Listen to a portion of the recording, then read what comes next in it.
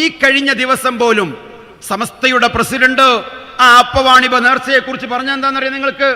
അദ്ദേഹം പറയുന്നത് അവിടുത്തെ മഹാന്റെ പ്രത്യേകതകളാണ്. ഏറ്റവും വലിയ മസാറുകളുടെ കൂട്ടത്തിൽ, ഏറ്റവും പഴക്കമുള്ള മസാറുകളുടെ കൂട്ടത്തിൽപ്പെട്ട ഒരു മസാർ തന്നെയാണ് ബഹുമാനപ്പെട്ടവരുടെ മസാറും. അവരുടെ മരണത്തിന്റെ ശേഷം ഉണ്ടായ ഒരു അത്ഭുതകരമായ ഒരു സംഭവം കൂടി അതിൽ വിവരിച്ചിട്ടുണ്ടല്ലോ. ഇവിടെ ഒന്നായിട്ട് വെള്ളപ്പൊക്കം വരികയും അവര് മറവ് ചെയ്യപ്പെട്ട സ്ഥലത്ത് കിടക്കാൻ പ്രയാസമുണ്ട് എന്ന് ഇവിടുത്തെ പ്രമുഖർക്കൊക്കെ അധികം കോഴിക്കോടുള്ള പ്രമുഖരാവുന്ന അന്നത്തെ പണ്ഡിതന്മാർ, അന്നത്തെ സാദാത്യങ്ങൾ, മറ്റ് പ്രമുഖ വ്യക്തികൾക്കൊക്കെ സ്വപ്നം കാണിക്കുകയും അതനുസരിച്ച് എന്നെ ഇവിടുന്ന് നീക്കം ചെയ്യണമെന്ന് പറഞ്ഞു. അങ്ങനെ കോഴിക്കോട് വെള്ളപ്പൊക്കം വന്നപ്പോൾ വെള്ളപ്പൊക്കം വരുന്നുണ്ട്, ഇന്ന ഇവിടുന്ന് മാറ്റിക്കോളിന്ന്, ബാക്കിയുള്ളവരൊക്കെ മുങ്ങിയാലും എനിക്കിവിടെ കിടക്കാൻ വയ്യാന്ന് മൂപ്പര് സ്വപ്നം കാട്ടിയെന്നാണ്.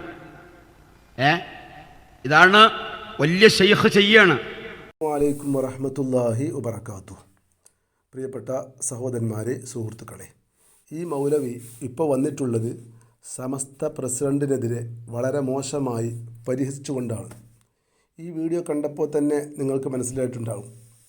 അതിൽ അത്ഭുതപ്പെടാനൊന്നുമില്ല. കാരണം പരിഹാസം, ധിക്കാരം, മഹാന്മാരെ തള്ളൽ, ഇമാമുമാരെ സ്വീകരിക്കാതിരിക്കൽ, ഇതെല്ലാം ഇവരുടെ പാരമ്പര്യമാണ്. അതുകൊണ്ടാണ് ഇയാൾ മഹാനായ സമസ്ത പ്രസിഡന്റ് സെയ്ദ് ജിഫ്രി മുത്തുക്കോയ തങ്ങൾ അവറുകളെ നീചമായി, നികൃഷ്ടമായി പരിഹസിക്കുന്നത്. എന്തിനാ പരിഹസിക്കുന്നത് എന്നല്ലേ? സമസ്ത പ്രസിഡന്റ് പറഞ്ഞു, ഇടിയങ്ങര അന്ത്യവിശ്രമം കൊള്ളുന്ന ഹിംസി തങ്ങളുടെ ഖബർ കടൽക്ഷോഭമുണ്ടായപ്പോൾ തിരമാലകൾ വന്ന് വെള്ളം കയറി അത് പൊളിഞ്ഞു വീഴാറായപ്പോൾ ആ ഖബർ മാറ്റണമെന്ന് അദ്ദേഹം സ്വപ്നത്തിൽ അറിയിച്ചു എന്നതാണ്. ഇയാൾ വലിയൊരു ഷെയ്ഖാണല്ലോ. എന്നെയെങ്കിലും പൊക്കിക്കൊണ്ടുപോയി രക്ഷപ്പെടുത്തണം, മറ്റുള്ളവർ മുങ്ങിയാലും കുഴപ്പമില്ല, എനിക്കിവിടെ കടക്കാൻ കഴിയുന്നില്ല, സ്വന്തം രക്ഷപ്പെടാൻ കഴിവില്ല എന്നാണ് ഈ പുരോഹിതൻ പറഞ്ഞു വരുന്നത്. അതുപോലെ പ്രസിഡന്റ് പറഞ്ഞു, കുളിപ്പിക്കുന്ന സമയത്ത് കണ്ണ് തുറന്നു, അതും ഇയാൾ ട്രോളുകയാണ്. ആരൊക്കെ വന്നു എന്ന് നോക്കാൻ വേണ്ടിയാണ് കണ്ണ് തുറന്നത്.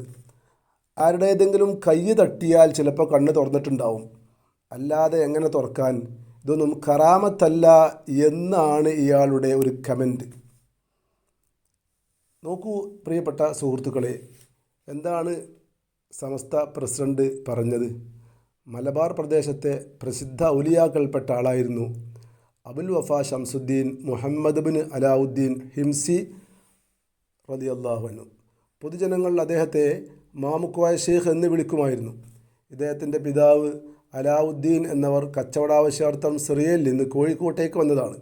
ഇവിടെ നിന്ന് ഒരു കല്യാണം ചെയ്ത് അവരിൽ ഉണ്ടായ മകനാണ് ഈ മുഹമ്മദ് ബിൻ അലാവുദ്ദീൻ ഹിംസി എന്ന നല്ല സ്വാലിഹായ മനുഷ്യൻ. ഇദ്ദേഹം ജീവിച്ച അവസാനം ഇദ്ദേഹം മരിക്കുന്ന സമയത്ത് അദ്ദേഹം വസിയത്ത് ചെയ്ത, അദ്ദേഹം കുഴിച്ചു വെച്ച ഖബറിൽ തന്നെയാണ് അദ്ദേഹത്തിൻ്റെ വസിയത്ത് പ്രകാരം ജന്മനാട്ടിൽ ഖബറടക്കിയത്. അങ്ങനെ വർഷങ്ങൾക്ക് ശേഷം കടൽക്ഷോഭമുണ്ടായപ്പോൾ തിരമാലകൾ അടിച്ചു കയറാൻ തുടങ്ങി. വെള്ളം കയറി അദ്ദേഹത്തെ മറവ് ചെയ്ത ആ ഖബർ പൊളിഞ്ഞു പോകാനായ സമയത്താണ് അദ്ദേഹം സ്വപ്നത്തിൽ അറിയിക്കുന്നത്. അതിൻ്റെ അടിസ്ഥാനത്തിൽ ഖബർ മാറ്റിയെന്നാണ് ചരിത്രപരമായിട്ട് പറയുന്നത്. ഇയാൾ പറയുന്നത് സമസ്ത പ്രസിഡന്റ് ഈ അടുത്താണ് ഇത് പുറത്തിറക്കി എന്നാണ്. മൗലവി മനസ്സിലാക്കണം, സമസ്ത പ്രസിഡന്റ് ഇത് പറഞ്ഞാലാണ് തള്ള് എന്ന് ഇയാൾക്ക് മനസ്സിലാകുന്നത്.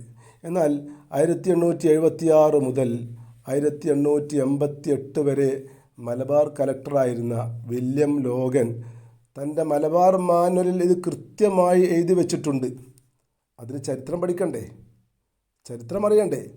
വർഷങ്ങൾക്ക് മുമ്പ് ഈ നടന്ന സംഭവം മലബാർ മാനുവലിൽ രേഖപ്പെടുത്തിയിട്ടുണ്ട്.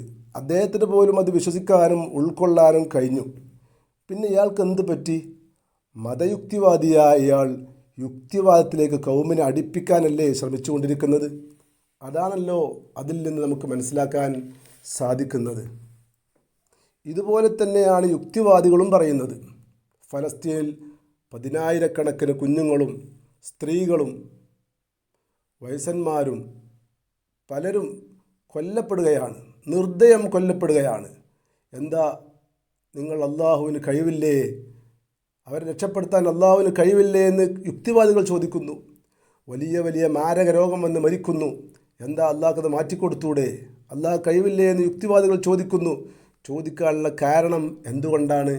ഈ പുരോഹിതനെ പോലെയുള്ള മതയുക്തിവാദികളും അർദ്ധയുക്തിവാദികളുമായ ഇവരുടെ പ്രസംഗം കേട്ടിട്ടാണ് ചെറുപ്പക്കാർ പൂർണ്ണമായ യുക്തിവാദികൾ ആകുന്നത്.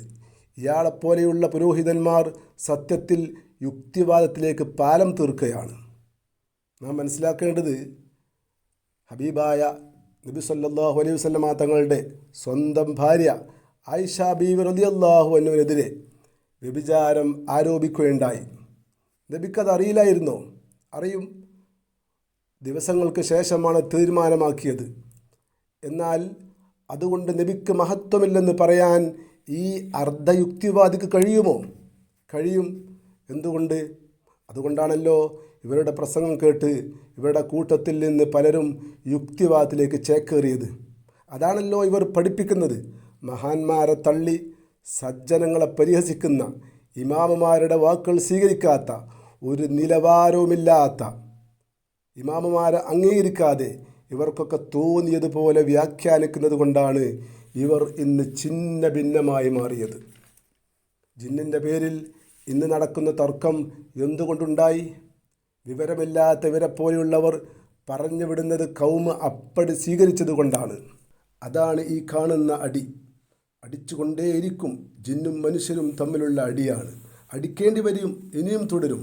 അവസാനം വഹാബിസം അടിച്ചു പിരിയും. ആ കാഴ്ചയാണ് നമ്മൾ കണ്ടുകൊണ്ടിരിക്കുന്നത്. ഖുർആനും ഹദീസും തോന്നിയവർ തോന്നിയതുപോലെ വ്യാഖ്യാനിച്ചു കഴിഞ്ഞാൽ അതിൻ്റെ ദുരന്തമാണ് ഈ കണ്ടുകൊണ്ടിരിക്കുന്നത്. ഇവിടെ വന്ന് പറയും, ഈ തരം അനുയായികൾ, ഈ വിസ്ഡം വിഭാഗം കേരളത്തിൽ ഉണ്ടാക്കിയെടുത്തത് ഇത്തരം ചില അനുയായികളെയാണ്. നമ്മൾ സാധാരണ പറയല്ലോ, സോഷ്യൽ മീഡിയയുടെ ഭാഷ ഉപയോഗിച്ചാൽ നമ്മൾ പറയും അടിമകളായ അനുയായികൾ. ഇങ്ങനെയുള്ള ചില അടിമകളെ വാർത്തെടുത്തു എന്നത് മാത്രമാണ് വിസ്ഡം വിഭാഗം കേരളത്തിൽ ഉണ്ടാക്കിയത്. അൽഹംദുലില്ലാഹ് അൽഹംദുലില്ലാഹ് വഹദ വസ്സലാത്തു വസ്സലാമു അലാ റസൂലിൽ അമീൻ. ഏറെ സന്തോഷം നിറഞ്ഞ ഒരു അവസ്ഥയിലാണ് നമ്മളുള്ളത്. ലാ ഇലാഹ ഇല്ലല്ലാഹ് എന്ന കലിമത്ത് തൗഹീദ് പറയാൻ പോലും ധൈര്യമില്ലാത്ത രീതിയിലേക്ക് സമൂഹം മാറി. എനിക്ക് വിശുദ്ധ ഖുർആനിൽ ഒരു ആയത്ത് ഓർമ്മ വരികയാണ്. സൂറത്ത് അഹ്കാഫിൽ അല്ലാഹു സുബ്ഹാനഹു വ തആല പറഞ്ഞതുപോലെ ഇന്നല്ലദീന ആമനു ഇന്നല്ലദീന ഖാലു റബ്ബുന അല്ലാഹ്. മറ്റൊരു ദുരന്തം, ജിന്ന് ചികിത്സയുടെ പേരിൽ ജിന്നിറക്കൽ കേന്ദ്രങ്ങൾ ഉണ്ടാക്കി അവിടെ നടക്കുന്ന ഞെട്ടിക്കുന്ന കാര്യങ്ങൾ അത് കണ്ടാൽ അത്ഭുതപ്പെട്ടു പോകുന്ന ആ രീതിയിലാണ് ഇവർ പ്രവർത്തിച്ചു കൊണ്ടിരിക്കുന്നത്. സുബൈർ പീഡിക്കലിന്റെ വീട്ടിൽ നിന്ന് കൊണ്ടുവന്ന സ്ത്രീയെ ഞാൻ ചികിത്സിച്ചിട്ടുണ്ട്. ആ സ്ത്രീ കിടന്ന് ചാടി മറിഞ്ഞതും 5-6 ആളെ പിടിച്ചതും ബേളം വെച്ചൊക്കെ നൂർഷാക്ക കണ്ടിട്ടുണ്ട്.